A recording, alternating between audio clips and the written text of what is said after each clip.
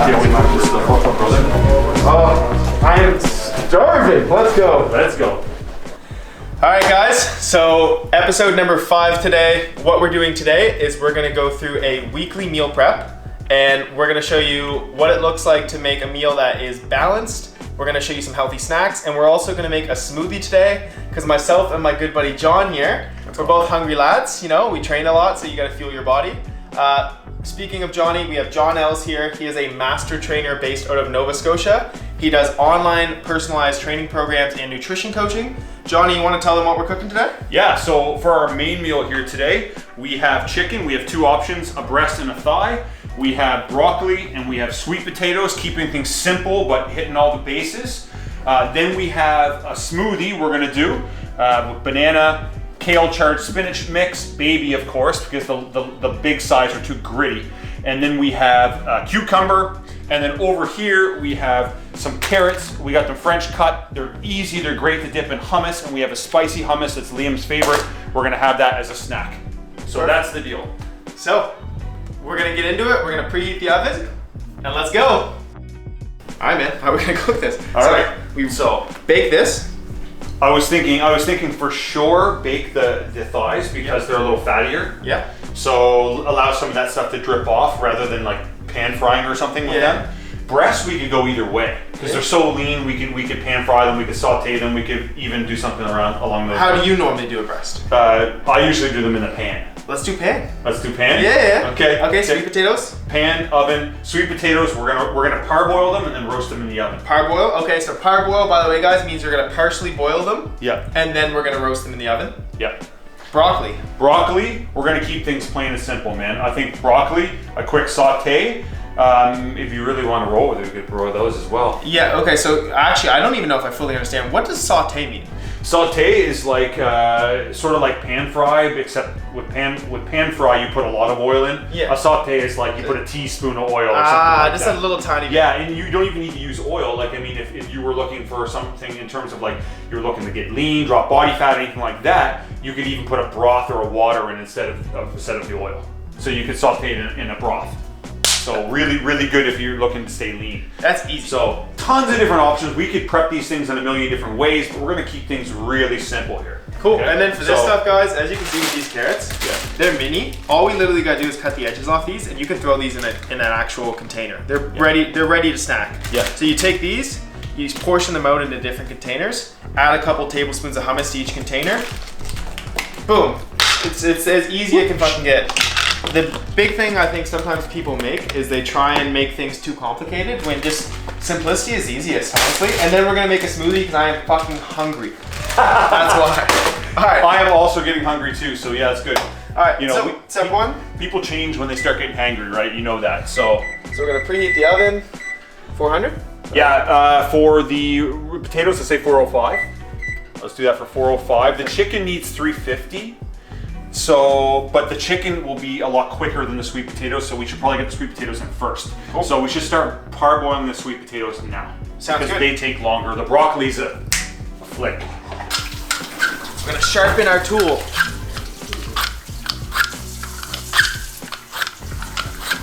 Honestly, guys, one of my favorite things to do is meal prep. Now, if you hate meal prep, find a way to make it fun. Like we live in Canada, so what I do personally, I consume cannabis products. I like getting a little bit of cannabis in my body, like THC, and then meal prepping and playing some music I enjoy, and just chilling out, man. It's like kind of therapeutic in a weird way.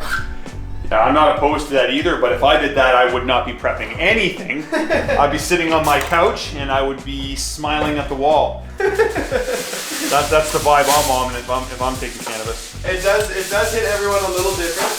Yeah. See, get your friggin' fingers out of that. See, look how hard this is. Like, that's not gonna work. If you try to do that, you're gonna cut yourself. So if you cut it in a way you have a flat side, boom, now I have a flat side. That's not gonna roll when I go to cut it. And then you can cut it into smaller pieces. See, look, it's really hard. Now I have a flat side. Once you have a flat side, it's safer. It's a lot safer. If you try to cut a round thing and it rolls, you could hurt yourself. So don't fuck around. As you guys will see here, what I like to do when I meal prep is I put everything on tinfoil, just solely for the reason, 2 things. 1, it makes it so easy to clean up. because then you just pull the tinfoil off and your thing's still clean. 2, it makes it so it cooks a little more evenly. It doesn't stick to the pan, because then again you just pull it right off. I don't know if there's any science. Like, is there anything bad about cooking on tinfoil? You'd know better than me. For a while they were saying tinfoil causes Alzheimer's, but I think that's been refuted. I think there's not enough evidence on that. Who knows? I usually cook with parchment, to be honest, because tinfoil doesn't decompose in the environment. So and parchment does. And parchment does. Okay. There we go. So I learn something new every day. I personally don't love chicken breast. I think chicken breast is probably the most popular gym food out there, but I find it a little bit boring, honestly. It is. You have to cook it right. Yeah, 100%. If you overcook boneless, skinless chicken breasts, nah, bud. It just is not. It's a no-fly zone, man. And if you've kept boneless, skinless chicken breast that's prepped too long in your fridge, and then you microwave it, it turns to this disgusting rubbery texture, and it gets this taste that no other prep proteins do, and that turns a lot of people off prep meals. What I recommend is if you're prepping meals and you have them in your fridge for longer than 3 days, you gotta put them in the freezer. So if you notice a trend that they're staying in the fridge 3 days, 4 days, get those things in the freezer by day 2, because all you're doing is you're gonna waste food and it's gonna taste like shit. And who wants that? Straight up. We want good tasting food, not shit tasting food. If your food tastes like shit, you're not gonna wanna prep it anymore. What do you normally do? What's your go-to? No, that's my go-to spices. So for like meat would generally be always salt, pepper. Garlic powder is pretty key. Rosemary's bomb. Yeah. And then whatever the hell I want. I don't follow recipes too often. Like cooking times and stuff, yes, but actual recipes, not that often. I haven't followed a recipe since probably the day I left university. All right. I'm not gonna tell you how long ago that was. So we're gonna go here. Not saying don't follow recipes, I'm just saying that once you start finding out what tastes good and what doesn't, once you start finding out what clashes and what doesn't, then you'll just know kind of intuitively what to put on your food in terms of seasoning. And simple is always better. Simple is always fucking better. Cool. Pepper. Okay. Yeah, pepper, salt. Oh, you know what we should do actually? Here, Johnny, you season this stuff up. I'm gonna get the pot ready. So we're gonna get this boiling because it's gonna take the longest. So I'm gonna add water and then boil it. This is a whole week's worth. I know some people are like, oh my God, all that salt.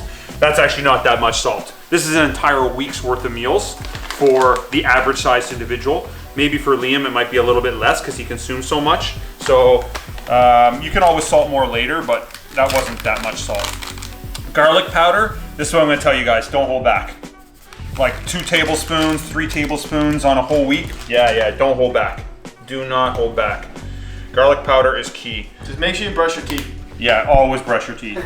Yeah, garlic has lots of good anti-inflammatory benefits. Some people, it can cause like gas and bloating and stuff because it is a FODMAP type of food.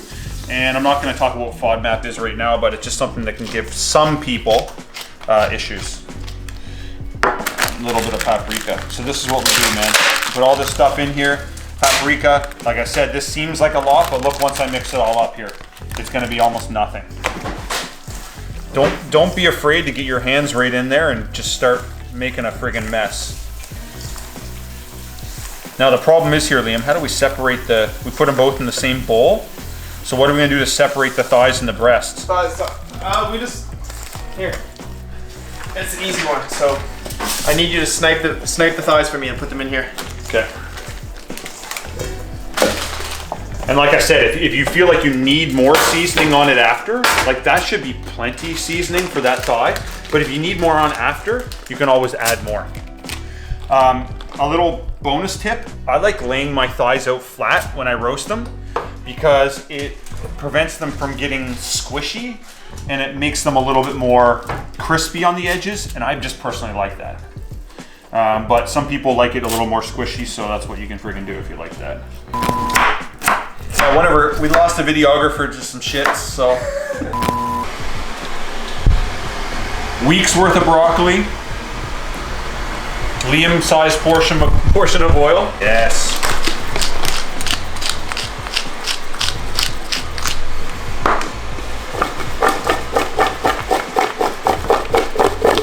Get your mitts in there, pal. All right, so now we're gonna get all this stuff cooking, get it started. We're gonna clean up, and then we'll see you guys in 2 seconds. All right, let's get the broccoli in the oven, chicken in the oven, and then we're gonna get the chicken on the grill. So pop that in there. Now in hindsight here, we can get the broccoli. Should we put the broccoli in last though? I know, but we're meal prepping, so we'll take it out first, no matter. All right, so don't try this at home, folks. Oh, hold on, we'll put the chicken in there too. Oh, put the chicken. All right, put the chicken in. We're winging it. Pushing the comfort zone here. I'm the type of guy who's a baby when it comes to the cold, so I'm doing this for Liam, just because I don't want to be beside him in my friggin' bubble coat. Yes. And this guy puffer, and this guy's here in a t-shirt, being like, cold exposure, bitch. I mean, it is a beautiful day though. It is a nice day for how it's been lately. Yeah. It's not bad. Yeah, it's a nice day. I'm on my second bubbly. Yeah. Get that hydration. Straight up. So when you do your weekly meal prep, like how do you normally approach it? I myself normally will have like one day where I'll just cook a fuck ton, and I'll just cook everything. It'll take me like 3 hours, but then it's done for the week. Do you do smaller meal preps? Yeah, I do two 1-hour meal preps. Okay. So I do typically one on Sunday, typically one on Wednesday, and I prep like Sunday, Monday, Tuesday, Wednesday, Thursday, Friday. Sometimes I'll prep on Thursday, Friday, Saturday. Okay. And then Sunday, there's usually an odd meal left, or I'll just pick out of the fridge and stuff like that. Yeah. Some people, if they have a strict fat loss goal, that's not the best idea. Make sure you prep for all 7 days of the week. I'm pretty intuitive with this. I've been doing this for a long time. I've been working out for 21 years, so for me it's 2-1. That's 2-1. Yeah. 2-1. 21 years. Anyway. For comparison, guys, I'm 24, so literally since I was 3, Johnny's been at this. Yeah. So it's Don't date me that much, man. Come on. Come on. The grays are misleading. I'm not as old as I may look to some of you. Yeah, age is a fucking construct. 30s, baby. Alright, here's a question, John. So this series we're creating right now, like this whole video series, everyone watching here, well, it's basically my mom and my family watch this, but at some point people will watch this. Yeah. So training for an ultra endurance event. So for this, a double Ironman distance. Insane. How would you be approaching your nutrition for the athletes that are watching this, that are preparing for this? How would you approach it as a coach? Because John is, so you guys know, he's a master trainer. He trains trainers how to be trainers and regular people. How would you approach the nutrition side of it? So with an athlete, the higher level the athletic demand, the more you got to double down, triple down on your nutrition. So basically, the higher the demand, the more on point your nutrition has to be day in, day out. Yeah. So if you're just at a rec level, you could get away with just hit and miss nutrition. But at your level or higher, you got to be on point with that nutrition all the time. You got to prep. You have to plan. There's not really as much room for error, because that little range of error starts going away. And the same thing goes for your physical training too. The higher the level you're pushing your body, the smaller the room for error. Okay. And if you were going to give somebody like an actual takeaway, like what does that look like in a week? Let's say Monday through Sunday. How many meals do you need to prepare yourself if you want to like get to that from that amateur to elite state? Is it every meal, or is it everything but one? Like what percentage of a hit rate do you need? It depends on the individual. It depends on their body, but overall, most people. Some people get away with going 2 weeks straight eating completely prepared meals, and then maybe on the third week they have a quote-unquote off-plan meal, so it's a non-prepped meal. Yeah. So they go to lunch or go to dinner or something like that. Some people, that would drive them absolutely nuts, so they would be able to just do 1 or 2 off-plan meals in a week. It all depends. Probably myself. Yeah, you could probably do 1-2 off-plan meals in a week and get away with it and be fine, because the object is not about getting ripped. When you're prepping for an ultra marathon, it's about performance. Yeah. So there's no carb cutting, there's no fat cutting, there's no oh, I kind of had enough protein today. No, it's like you gotta be on point. You gotta hit your numbers. Get your numbers, get your nutrition, make sure you get your carbs in, because that's I'm sure the keto gang would probably say something opposed to that, but I don't even want to get. I'll go ahead and say it right now, very undiplomatically. Fuck keto. And speaking of carbs, let's go check on our potatoes. Yeah, let's go check on our potatoes. Let's do that. But yeah, keto's fucking bullshit. Worst fucking thing ever is when you get broccoli and it's like mush. Yeah. And it's like, you look at it, it falls apart. and you just like, oh my god, it's disgusting. You'll never want to eat your own food. Yeah, you got like chicken, rice, and like mushy broccoli, and you're just like dreading eating the broccoli part of the meal. Yeah. This is the worst. This needs more. This is cooked, But if you want to brown it, it's not gonna brown like that. Yeah, give it time. Give it more time. You want to brown that. And then this As a matter of fact, let's maybe put like 425 because we're not looking at this. Looks delicious. What do you guys think? Looks great. Looks incredible. Yeah. Look at that.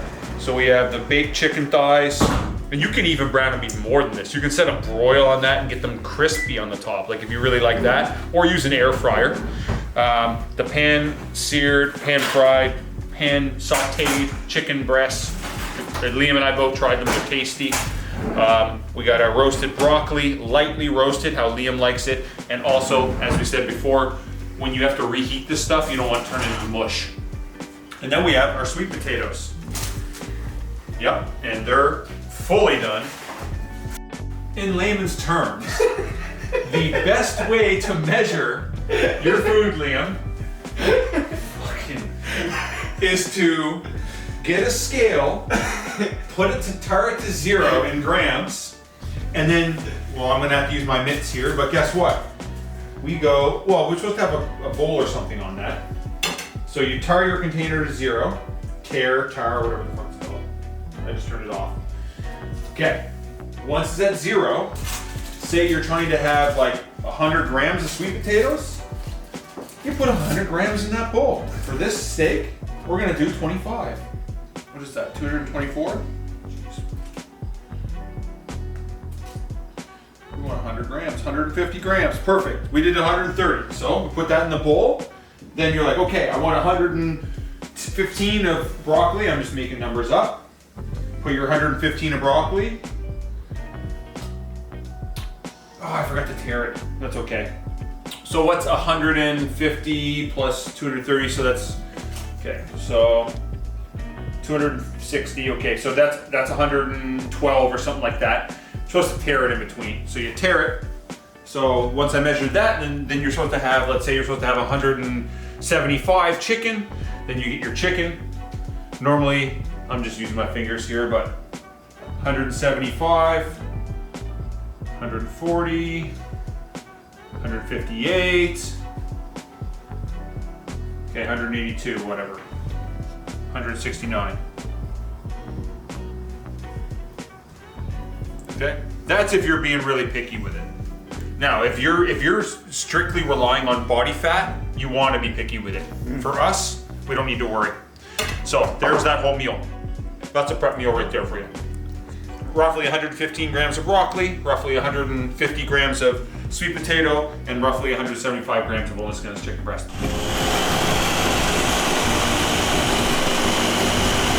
Strawberry ice cream flavor, okay? Check this out. We're gonna do a berry flavored smoothie with strawberry ice cream flavored protein, raspberries, blueberries, both frozen, kale charged spinach blend we showed you earlier, a cucumber. We're not gonna put the whole cucumber in, that's probably too much. And then we're gonna put one of these bananas in there as well. And the best thing about banana and peaches and mangoes, things like that, they prevent they give the smoothie a better consistency and prevent the separation because of the fibers. Cool. And do we want to add any kind of seeds, nut butters, anything like that? Do we want like a flax seed or a cashew butter or a peanut butter, anything like that? Or do you think it would it improve the smoothie or no?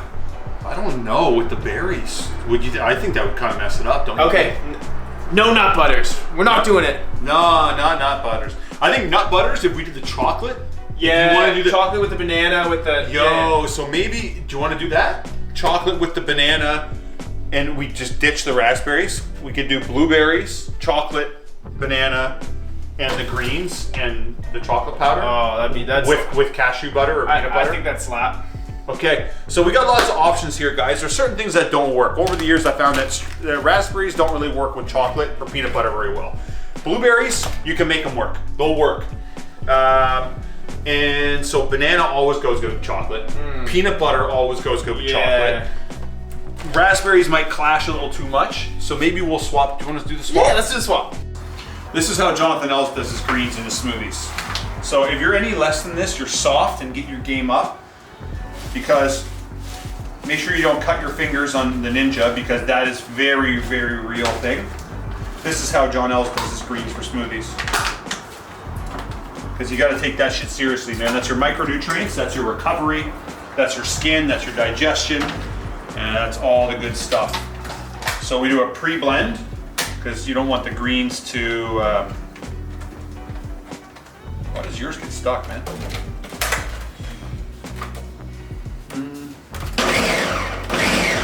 Cucumber it puts a nice fresh taste on it, and it doesn't really mess with the taste too much, and not to mention that we get a little bit of nutrients through the skin, particularly in the cucumber. And the skin. Then we got this. I'm a huge slut for banana. Love it. Love banana. Banana slut. You just like those. Pick your words carefully. A little more down to the right there. You better tip me, sir. Almost at the end of the peanut. How many scoops of protein? Probably at least 2. Just because this is going to be a smoothie for like multiple people.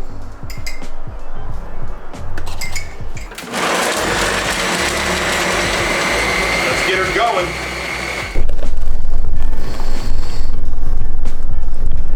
Cheers. Smoothie time, buddy. Oh, it's good. Really peanutty. Was that chocolate peanut butter or just chocolate? Chocolate peanut butter. Oh yeah. It's good, man. I like it. Fuck. This smoothie is for gains. This is the best one. Okay, so remember smoothie time? You remember. So this is like a fucking, like an 8-9 or like a 9-1 out of 10. Like this is all, my favorite flavor is probably banana peanut butter, that chocolate variation. Yeah. So this is like my brain's going ding, ding, ding, ding, ding, ding, like a lottery machine with calories. I give it an 8.5. It's delicious. Yep. I can fuck with this.